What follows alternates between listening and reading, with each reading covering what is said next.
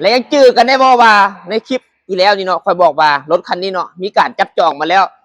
แล้วมื้อนี้หามาเบิ่งกันว่า คนที่จับจองนั้นแม่นไผสวัสดีเอ้ย ใช่ ขออนุญาต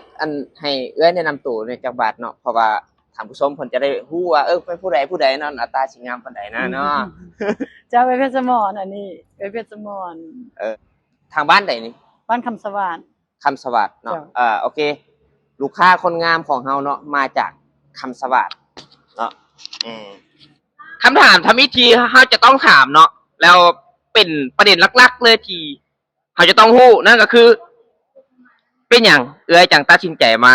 ออกรถจากโชว์รูมของเฮานั่นก็คือศูนย์ HM ก็เห็นเขาโฆษณาเนาะมันมีส่วนลดแล้วมันก็มีให้ดาว แล้วเขาผู้มีเงินเต็มเขาก็มาดาวได้ ถูกต้อง เขามาดาวได้ อย่างน้อยเขามีเงินเดือนเขาปกติ แล้วก็มีหลักทรัพย์ค้ำเนาะเขาก็ตัวคนเดียวได้แต่ว่ามาค้ำได้ มีหลักทรัพย์มีหลักทรัพย์ แล้วคำถามต่อไปก็คือว่าชื่อที่เฮาค้ำประกันนั้นมันแม่นอีหยังแน่ที่ว่าเป็นเอกสารรับรองเนาะในการออกรถหรือว่าผ่อนรถครั้งนี้เนาะ มีใบตะดินสำหรับเอ้ยมีใบตะดินเนาะมีใบตะดิน